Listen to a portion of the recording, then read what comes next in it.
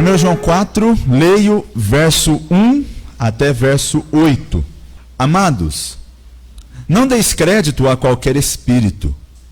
Antes, provai os espíritos se procedem de Deus. Porque muitos falsos profetas têm saído pelo mundo fora. Nisto reconheceis o Espírito de Deus. Todo espírito que confessa que Jesus Cristo veio em carne é de Deus. E todo espírito que não confessa Jesus não procede de Deus. Pelo contrário, este é o espírito do anticristo, a respeito do qual tendes ouvido que vem, e presentemente já está no mundo. Filhinhos, vós sois de Deus, e tendes vencido os falsos profetas, porque maior é aquele que está em vós do que aquele que está no mundo. Eles procedem do mundo, por essa razão falam da parte do mundo, e o mundo os ouve. Nós somos de Deus. Aquele que conhece a Deus nos ouve. Aquele que não é da parte de Deus não nos ouve. Nisto reconhecemos o espírito da verdade e o espírito do erro. Amados, amemo-nos uns aos outros, porque o amor procede de Deus. E todo aquele que ama é nascido de Deus e conhece a Deus. Aquele que não ama não conhece a Deus, pois Deus é amor. Só até aí. Que o Senhor nosso Deus possa nos abençoar agora, nesse momento em que vamos meditar, ouvir, prestar atenção naquilo que esse texto tem a nos ensinar. O tema desta mensagem é a verdadeira obra do Espírito. A verdadeira obra do Espírito Santo. É a ele que me refiro aqui. E o texto começa falando a respeito de falsos espíritos que saem pelo mundo afora, mediante falsos profetas e os seus ministérios. E aqui está o ponto muito importante que João quer destacar e que nós, claro, precisamos aprender nessa noite. Nós precisamos aprender hoje, nos nossos dias, mais uma vez, qual é o verdadeiro papel do Espírito Santo na vida do crente. Afinal de contas, quem é esse Espírito Santo?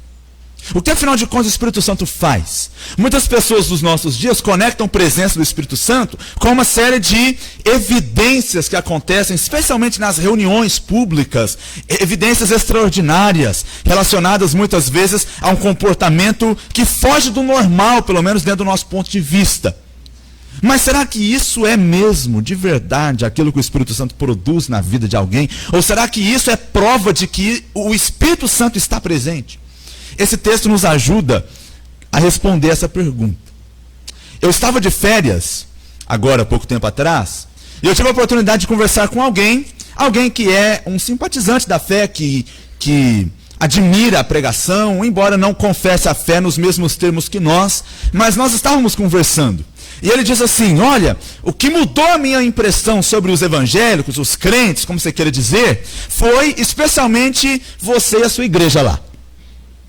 Falei, ele disse, porque eu não gostava de crente, né? Se perguntar aqui, pode ser que tenha outros que também não gostavam de crente. Hoje está aqui, é mais crente que todo mundo, né? Porque Jesus faz isso mesmo. Assim como fez com Paulo, faz com alguns de nós até os nossos dias. Mas veja, e eu, claro, curioso, perguntei, e qual era o seu problema com eles antes? E ele falou assim, é que a igreja que eu conheci era uma bagunça total.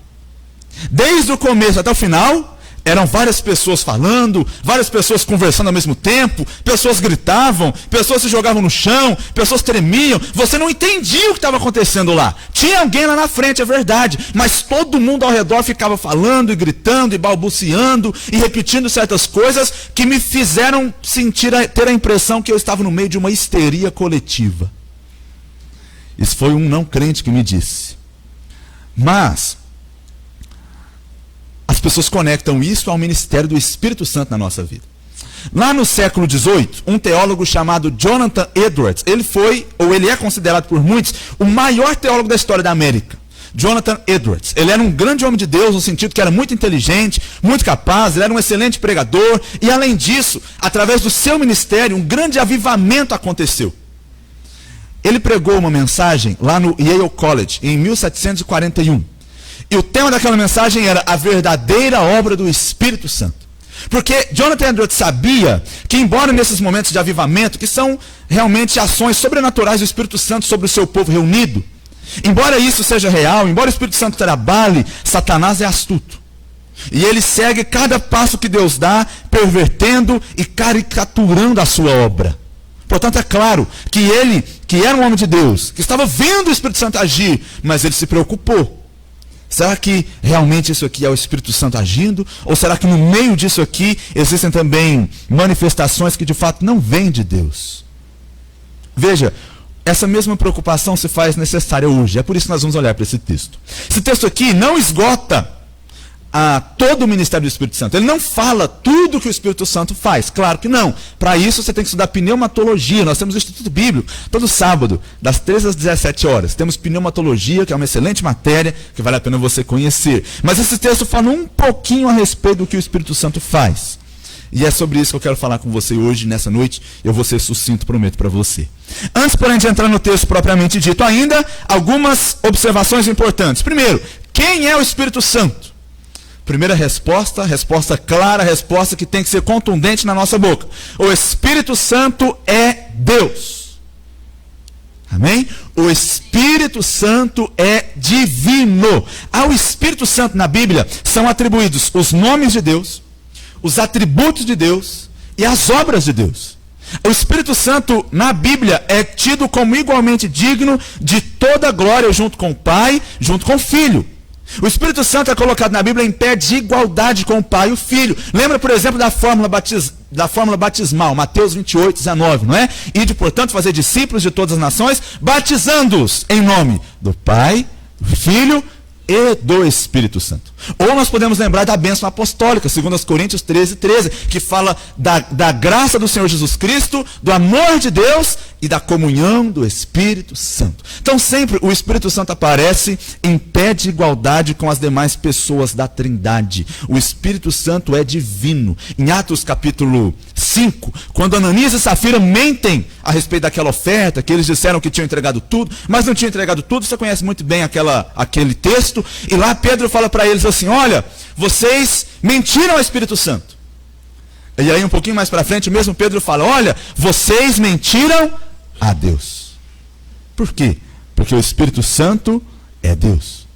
Então, para nós, para a doutrina bíblica, o Espírito Santo é Deus. E claro, cabe dizer aqui, ainda que isso seja óbvio, que o Espírito Santo é um ser pessoal.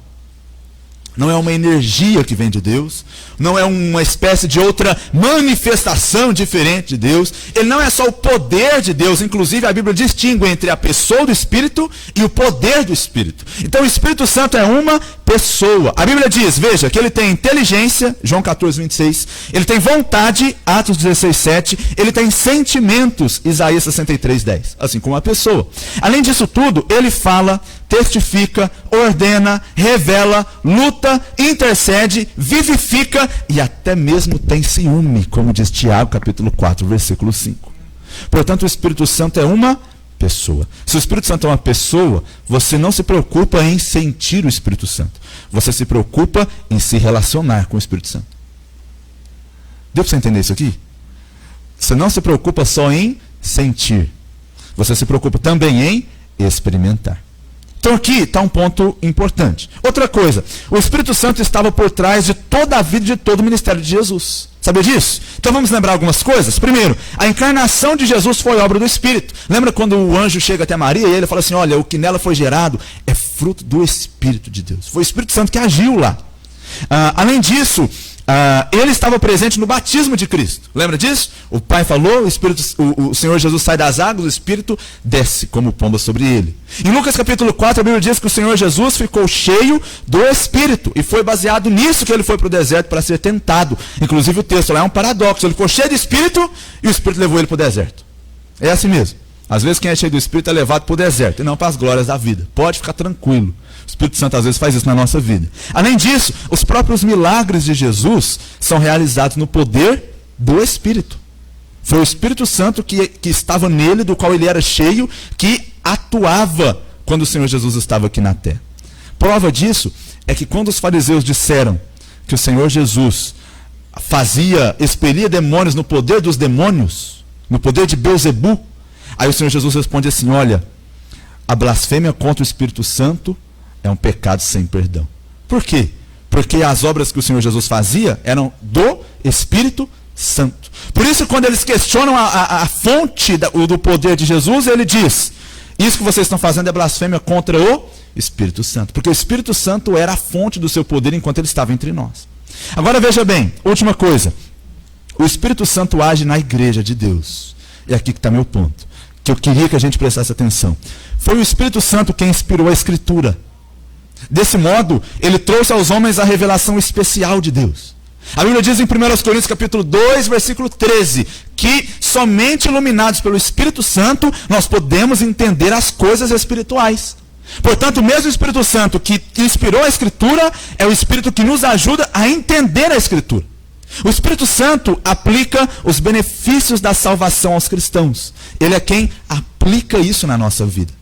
Foi Charles Spurgeon quem disse que era mais fácil crer que um leão se tornaria vegetariano do que crer que alguém viria a Jesus sem a atuação do Espírito Santo. Você já viu um leão vegetariano? Se por acaso eu venho na minha frente, eu vou torcer para ele ser. Embora a probabilidade seja muito pequena. Mas veja, é mais fácil crer nisso do que crer que alguém veio a Cristo sem a intervenção do Espírito Santo. Além disso, o Espírito Santo é quem regenera, é o Espírito Santo quem santifica, é o Espírito Santo quem edifica a igreja. Diz a Bíblia que ele é o nosso consolador, ele é aquele que intercede por nós, é aquele que assegura que somos filhos de Deus, ele é o penhor da nossa herança eterna, ele é aquele que nos preserva até o dia de nossa redenção, nos livrando no erro e nos preparando para a glória. Sem o Espírito Santo, ninguém seria salvo. Ninguém. E a igreja não existiria. Quando o Senhor Jesus ele ressuscita, ele faz no poder do Espírito Santo, diz Romanos 1. E quando ele chega ao céu, a primeira coisa que ele faz sobre a sua igreja é enviar o Espírito Santo. Portanto, meus queridos, vida cristã é vida no Espírito Santo.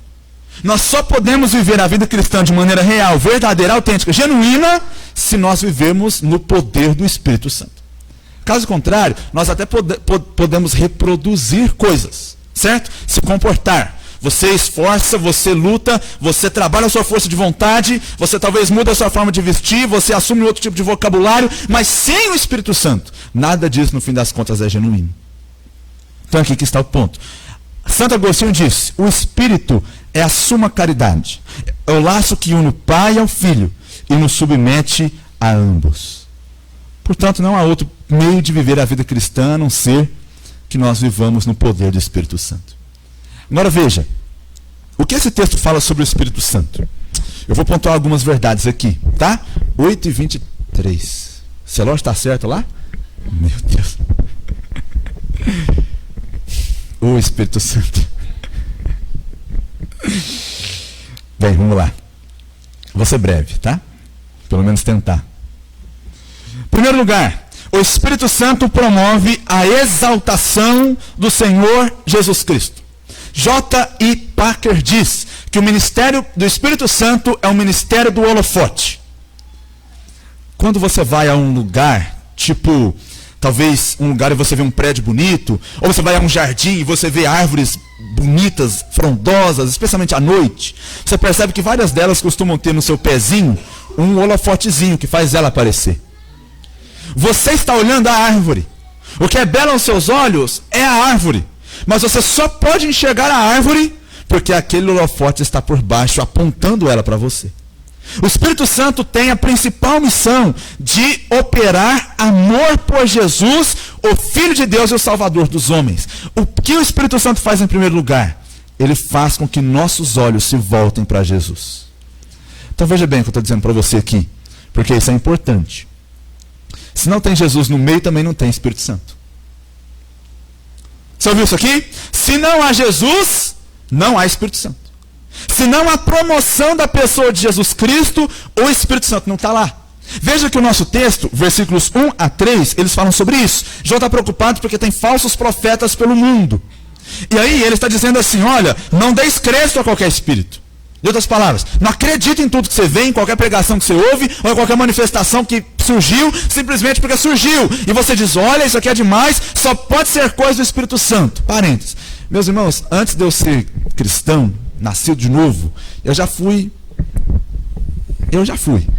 né?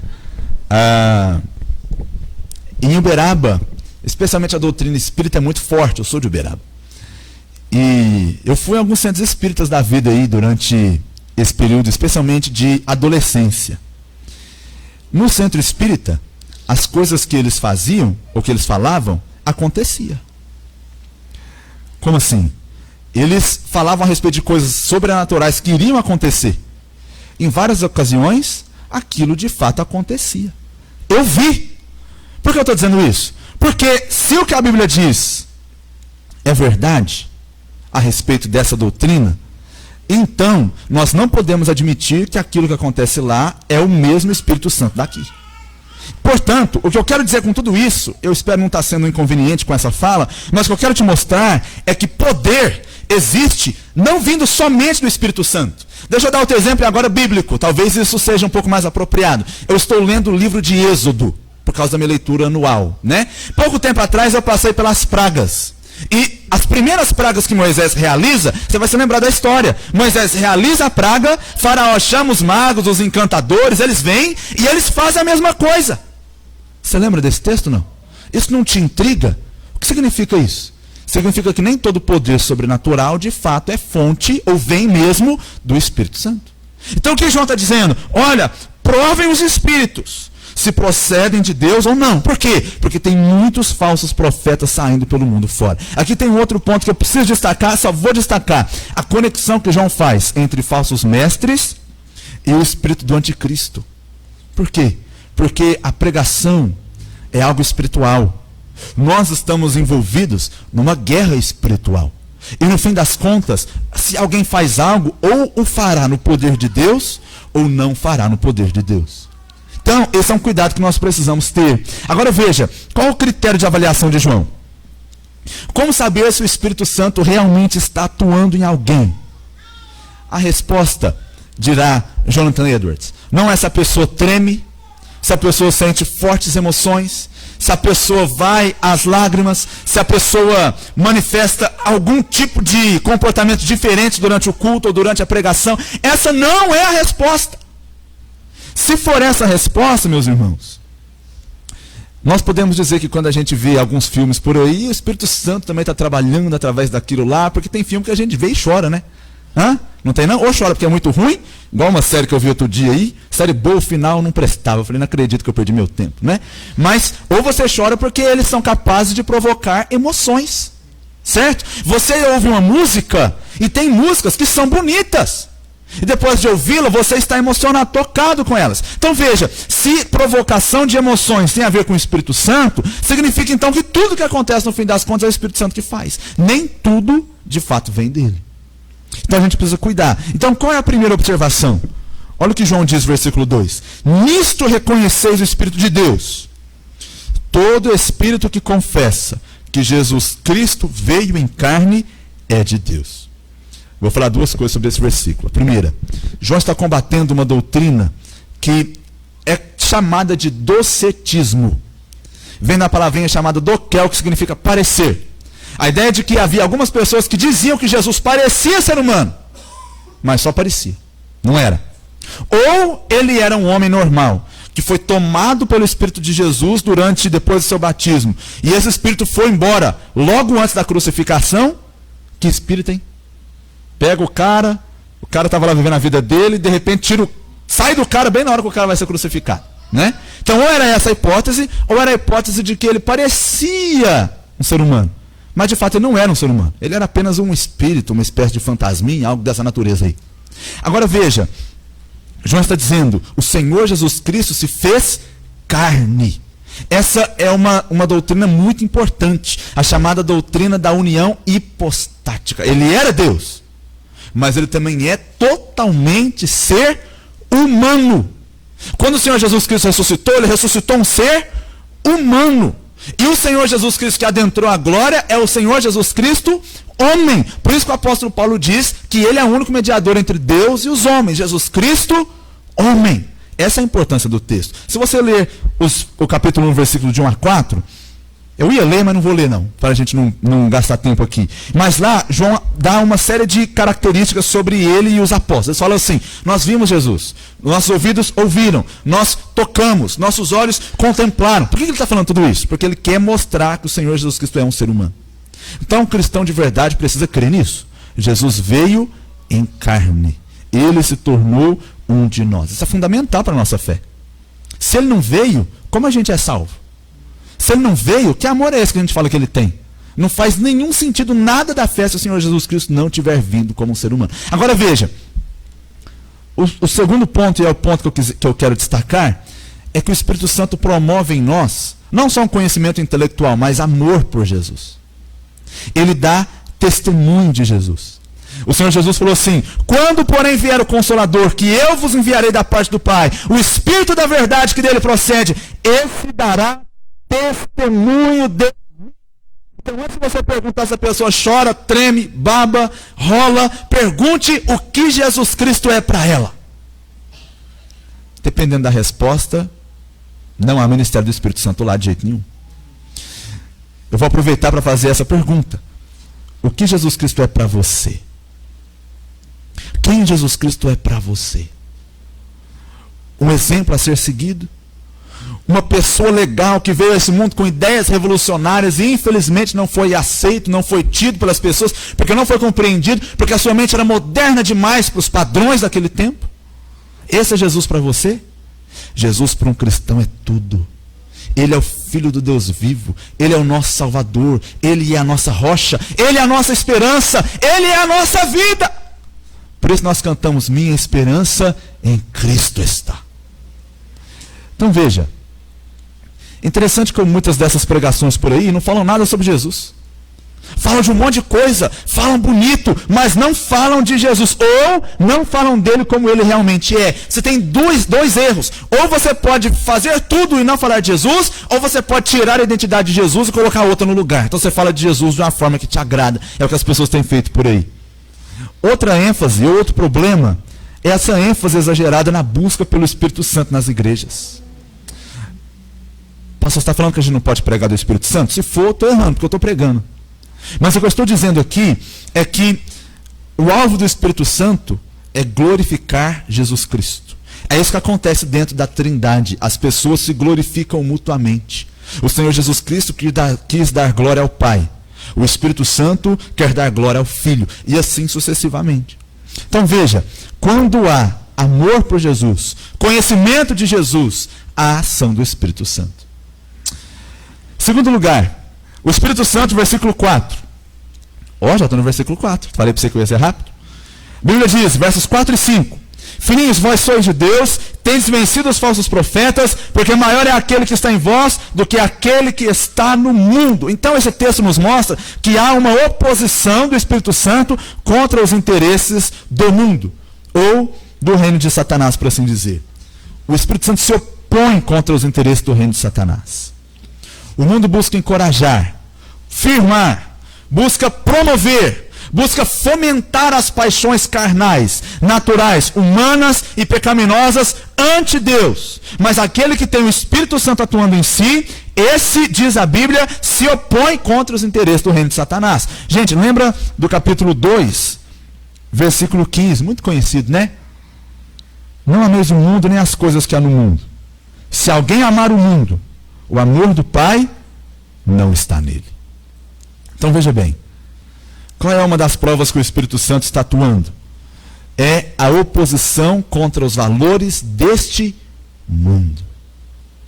Se nós dissemos que somos de Deus e continuamos vivendo, pensando e agindo da mesma forma que o mundo age, então nós não somos de Deus.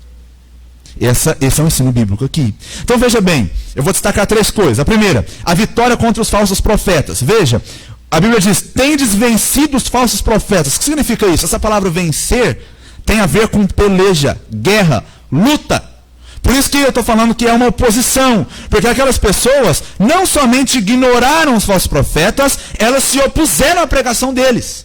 A igreja de Éfeso, que é possivelmente a igreja que recebeu essa carta, é lembrada lá no Apocalipse como pessoas que não toleravam os falsos profetas. O Senhor Jesus elogia eles por causa disso.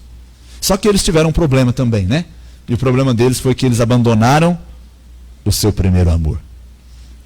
Então essa é a parte triste. Nós não podemos ser como eles nesse sentido.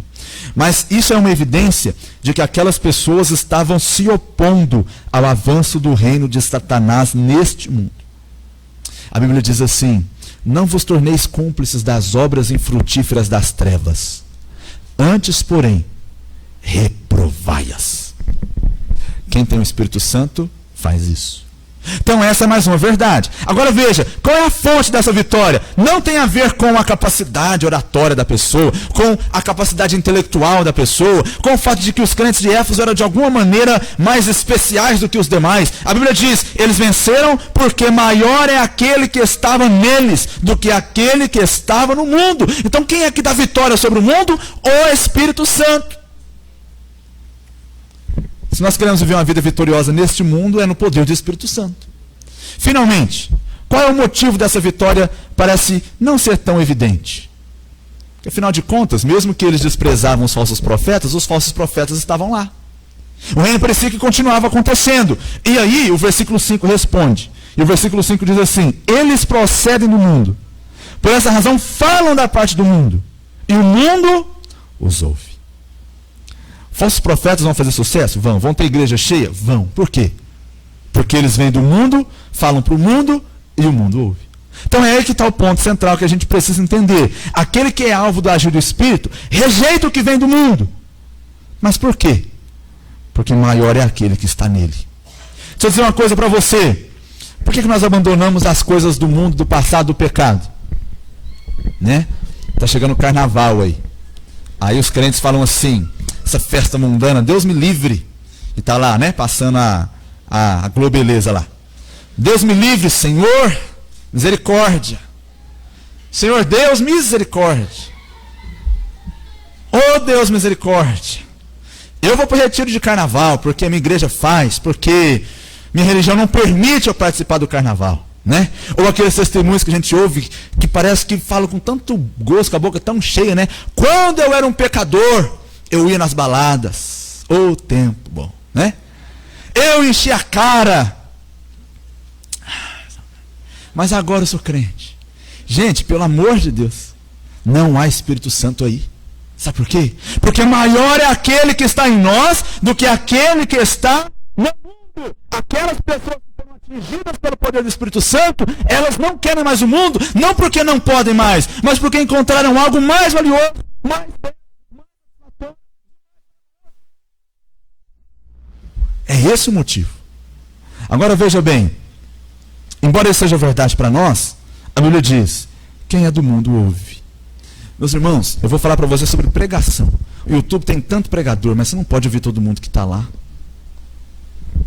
De verdade. Não é que eu estou com inveja deles, não, porque eles têm muito seguidor, ou nem canal não tem. Né?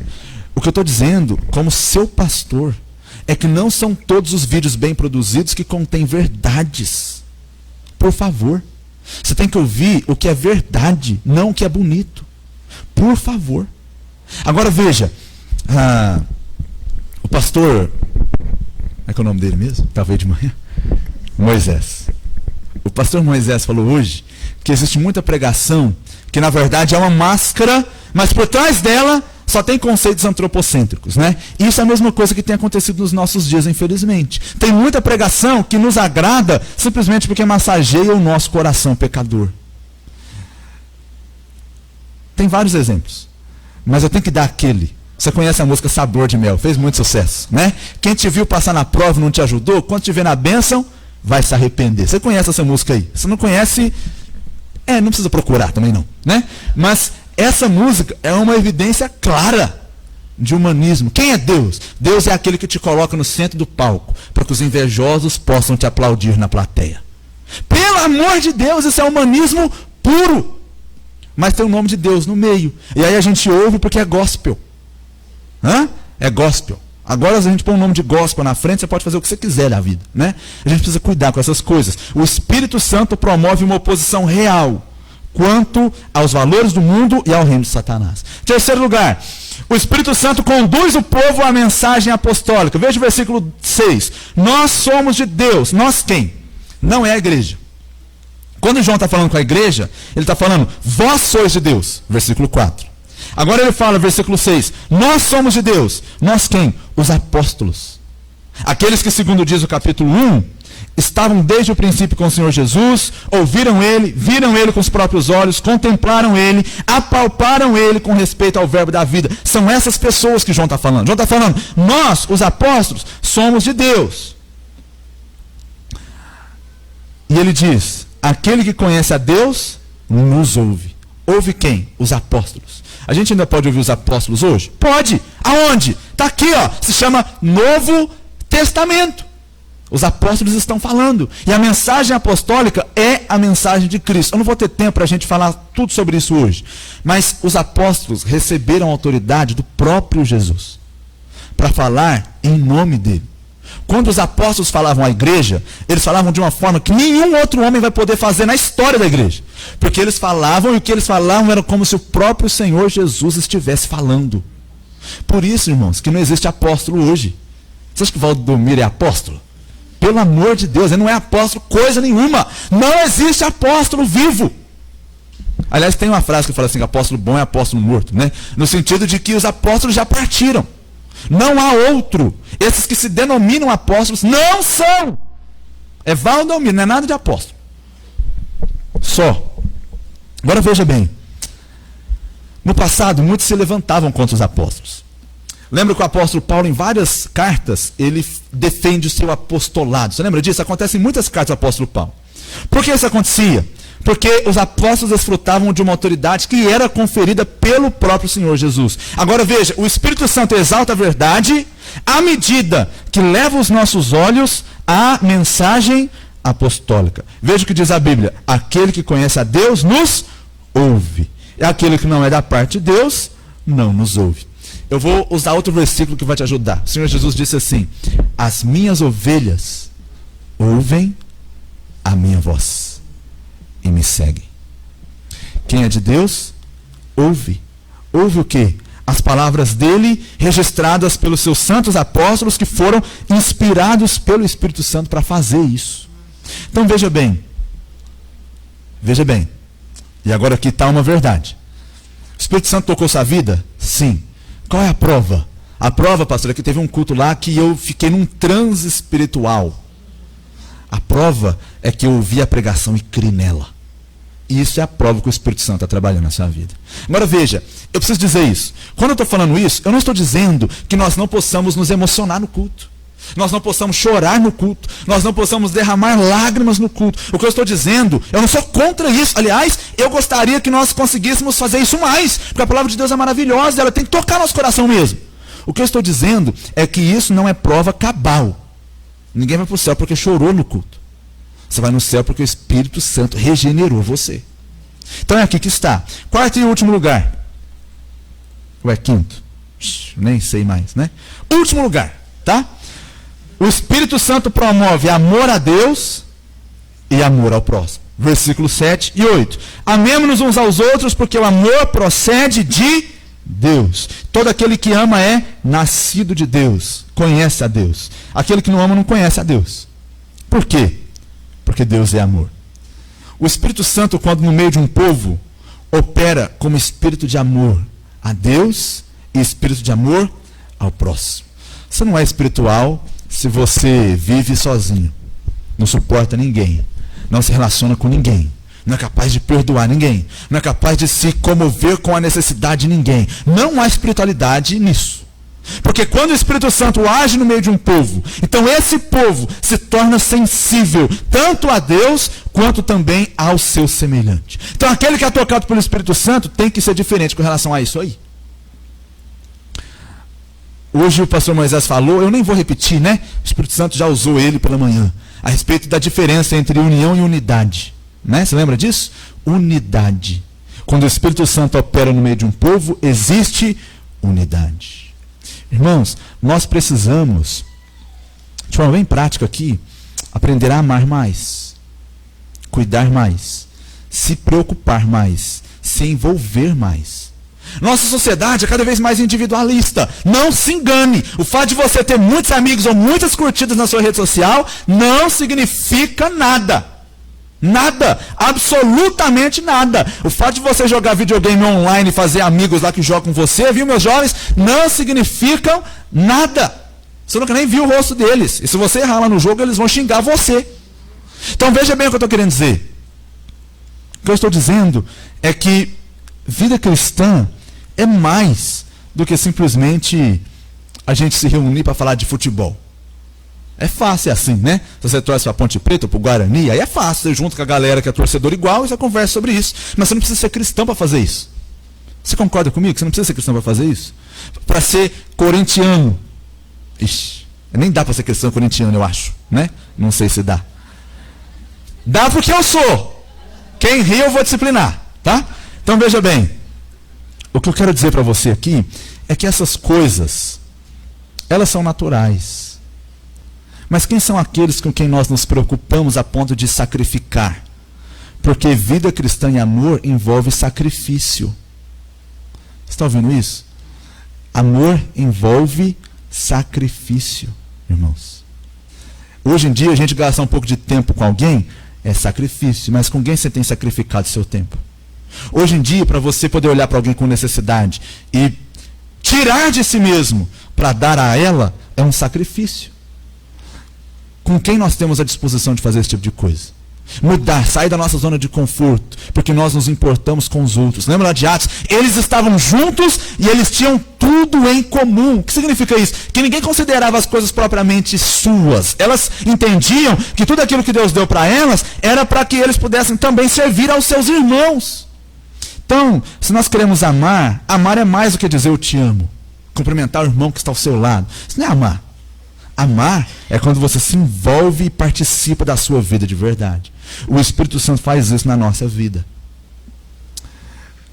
Eu penso que eu posso dizer que nós somos uma igreja que preza pela mensagem apostólica, que preza pela glória ao nome de Jesus, que preza pela oposição aos valores do mundo, mas nós podemos dizer que nós somos uma igreja que ama uns aos outros de verdade? Nós precisamos trabalhar para ser assim. Essa talvez vai ser a maior prova de que o Espírito Santo está atuando entre nós. Eu vou concluir então. Eu já tinha que ter concluído, né? A espiritualidade cristã não pode ser julgada por sentimentos ou por experiências. Não é assim. Veja, nenhum dos efeitos que aparecem quando o Espírito Santo está presente, no avivamento, por exemplo, como lágrimas, tremores, gemidos, desmaios, nenhum deles são apresentados nas Escrituras como sinais do favor de Deus. A Bíblia não diz, quando o Espírito Santo estiver entre vós, vocês tremerão. A Bíblia não diz isso. Ou vocês manifestarão outro tipo de evidência assim. O que caracteriza no fim a obra do Espírito Santo é a valoração, é a participação no Cristo encarnado, crucificado e ressurreto pelos nossos pecados.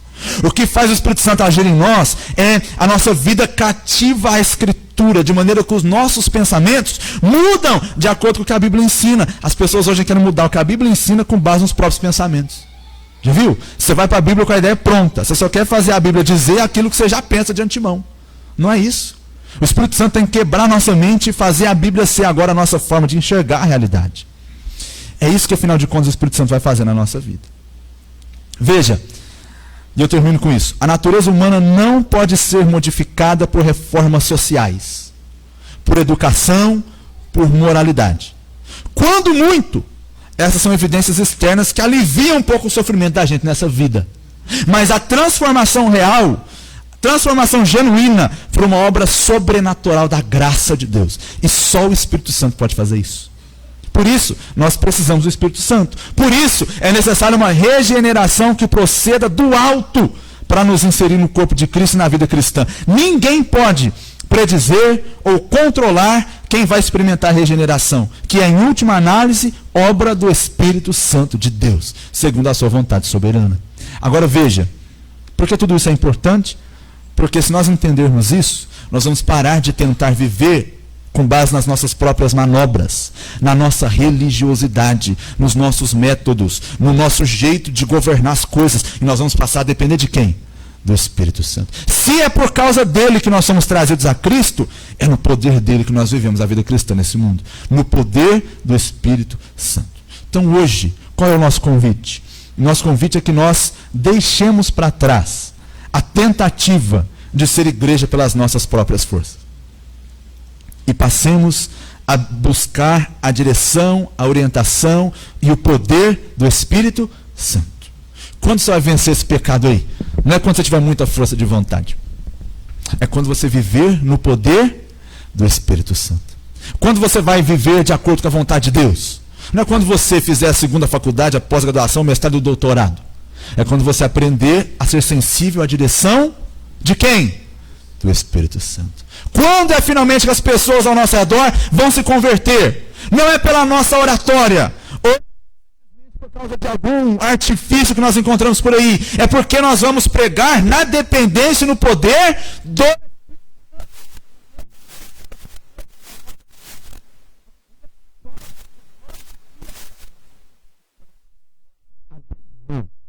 daquilo que é fruto das nossas próprias forças. E nós vamos depender da direção do Espírito Santo de Deus. E nós vamos viver vitoriosamente nesse mundo pelo poder do Espírito Santo. E no poder do Espírito Santo nós vamos amar a Jesus. No poder do Espírito Santo nós vamos se opor aos valores e princípios do mundo. No poder do Espírito Santo nós vamos crer na mensagem apostólica. No poder do Espírito Santo nós vamos amar. Amar a Deus e amar aos irmãos. Não se preocupe. Se nós vivemos assim, não tenha dúvidas. O Espírito Santo está entre nós. Está agindo e está trabalhando. E é disso que nós precisamos para viver vitoriosamente nesse mundo. Vamos orar e concluir. Nosso Deus, nosso Pai.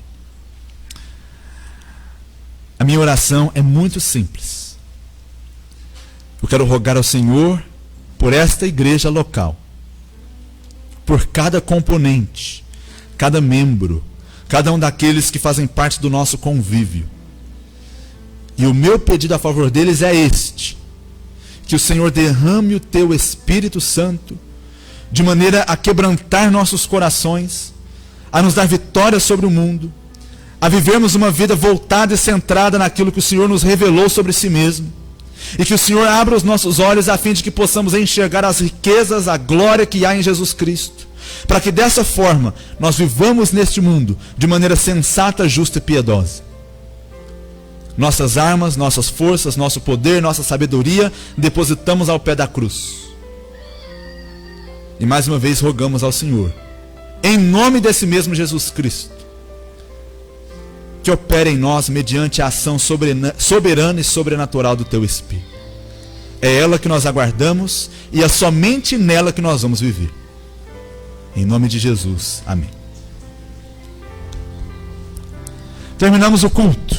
Senhor Deus te abençoe, te guarde, tenha uma ótima semana. Nossas programações você já as conhece bem e nós temos também nossos canais para que você fique atento a cada uma delas. Que o Senhor te abençoe, até as próximas programações, se Ele nos permitir.